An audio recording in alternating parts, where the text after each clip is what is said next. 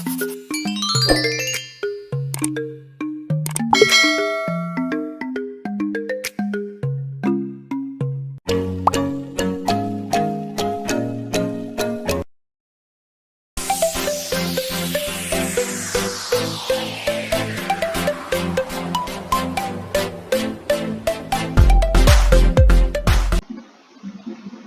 teman-teman.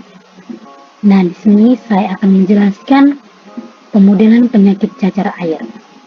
Nah, sebelumnya perkenalkan, nama lengkap saya Meliana Teremaran dengan NIM 8420221008 semester 5 program studi pendidikan matematika dengan dosen pengampu Roberta Urenhurit SSI MPD. Nah, pada pembahasan kali ini ada beberapa poin yang akan dibahas pada materi kali ini. Yang pertama, mengenai definisi penyakit. Yang kedua, mengenai gejala yang terjadi. Yang ketiga, mengenai penyebab terjadinya penyakit. Dan yang keempat, mengenai asumsi-asumsi dari penyakit tersebut. Dan yang kelima, mengenai diagram model C.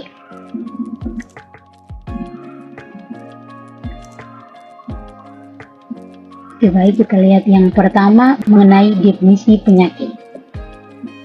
Nah, penyakit cacar air ini terjadi karena adanya virus Varicella. Nah, virus Varicella itu sendiri merupakan nama latin dari cacar air. Penyakit ini merupakan penyakit sangat menular yang disebabkan oleh virus Varicella zoster virus. Nah, cacar air ini juga dapat menyebar dengan mudah dari orang terinfeksi ke siapapun yang belum terkena cacar air sebelumnya dan belum mendapat vaksin cacar air. Jadi, vaksin cacar air, penyakit cacar air ini merupakan penyakit yang menular. Penularan cacar air ini terjadi dengan beberapa cara. Kita lihat yang pertama, terjadi karena partikel cairan yang dikeluarkan dari mulut pada waktu bersin. Kedua, batuk atau berbicara yang mengandung kuman penyakit, yaitu virus Varicella zoster yang masuk ke dalam tubuh orang sehat dan melalui kontak langsung. Yang ketiga, setelah masuk ke dalam tubuh manusia, virus akan memperbanyak diri dan menyebar ke jaringan setempat melalui aliran darah dan aliran getah benih. Yang keempat, seminggu kemudian virus ini mulai menyebar ke seluruh tubuh melalui aliran darah dan juga menuju ke kulit, sehingga implikasinya bisa menimbulkan benjolan-benjolan yang berisi cairan. Dan yang berikut, setelah itu virus ini juga akan kembali masuk ke dalam saluran pernapasan. Nah, melalui saluran pernapas inilah yang akan menyebabkan virus menyebar ke orang lain.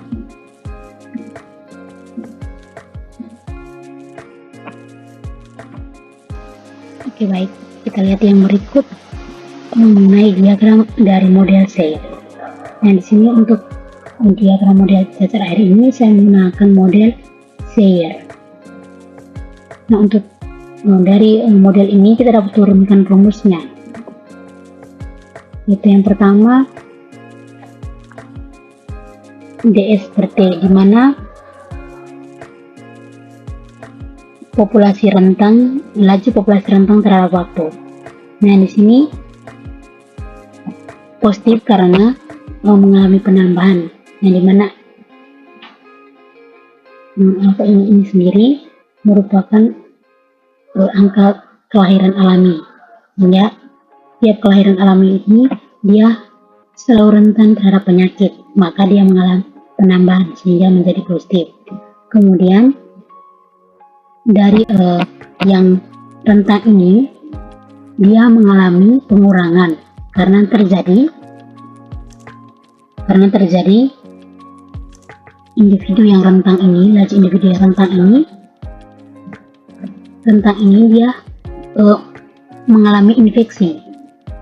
Ya, teman-teman bisa lihat dia mengalami infeksi sehingga disimbolkan alfa Si dikurangi alfa Si. Kemudian dari yang rentan ini dia juga mengalami pengurangan karena terjadinya vaksinasi yang disimbolkan dengan epsilon. Jadi dari yang rentan ini dia juga mengalami vaksinasi sehingga menuju ke sembuh, maka simbolnya epsilon SR, di mana epsilon itu sendiri merupakan vaksinasi. Jadi dari yang rentan ini dia mendapat vaksinasi sehingga menjadi sembuh. Kemudian dari S ini, dari yang rentan ini juga mengalami kematian alami yang disimbol dengan gamma S.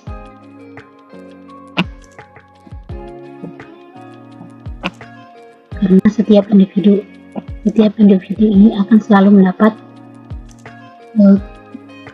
kematian alami, maka disimbolkan dengan gamma S. Kemudian yang berikut delta F per T, di mana laju individu yang bergejala terhadap waktu. Nah, di sini terjadi dari yang bergejala ini mendapat penambahan karena adanya laju individu yang rentan ini mengalami infeksi sehingga terjadi penambahan. Kemudian dari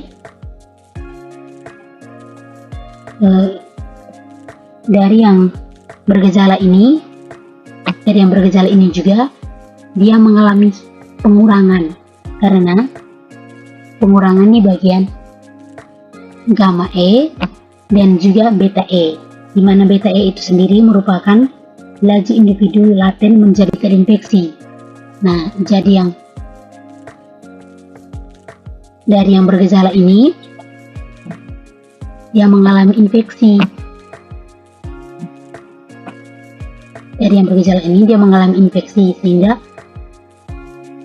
infeksi terhadap yang bergejala, kemudian ditambah dengan setiap populasi yang mengalami kematian yang disimbolkan kematian alami yang disimbolkan dengan gamma. Maka rumusnya alfa S1, di mana alfa itu sendiri merupakan laju individu yang mengalami infeksi, rentan terhadap infeksi, dikurang dengan beta tambah gamma, di mana beta itu sendiri merupakan laju individu yang terinfeksi, ditambah dengan setiap individu yang mengalami kematian. Kemudian yang berikut laju individu yang terinfeksi terhadap waktu, di mana yang infeksi ini terjadi penambahan di beta E, di mana beta E itu sendiri merupakan laju yang terinfeksi, laju yang bergejala kemudian mengalami infeksi, maka terjadi penambahan. Kemudian dari yang infeksi ini dia juga mengalami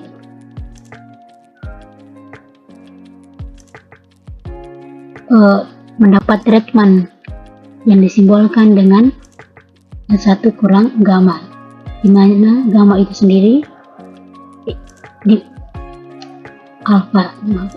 mana alfa itu sendiri merupakan laju individu yang treatment atau mendapat pengobatan, kemudian ditambah dengan laju individu yang sembuh tanpa pengobatan, kemudian ditambah dengan setiap individu ini mengalami kematian alami, kemudian dikali dengan yang infeksi.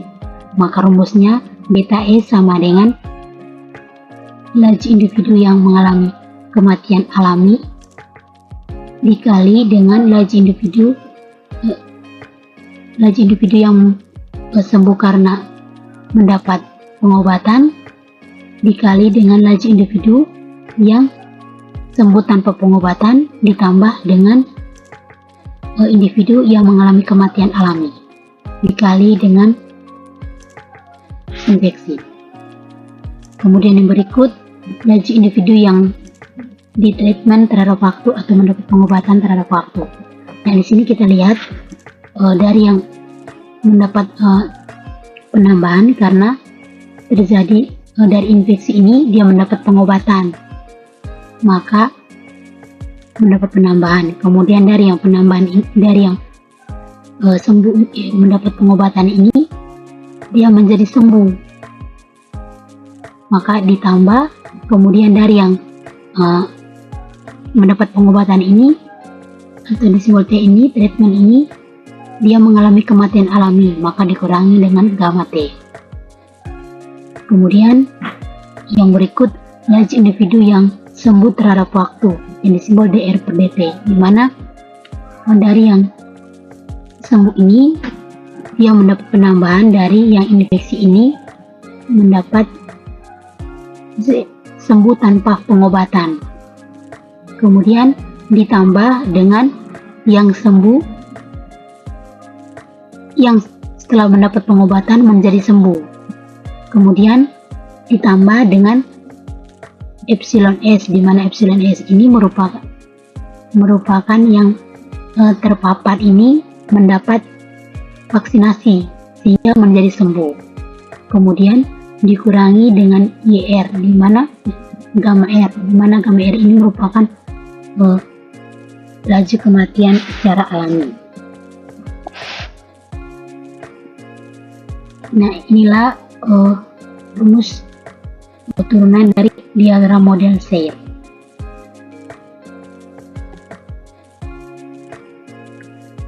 Nah, sekian penjelasan dari saya mengenai pemodelan penyakit cacar air menggunakan model Sayre.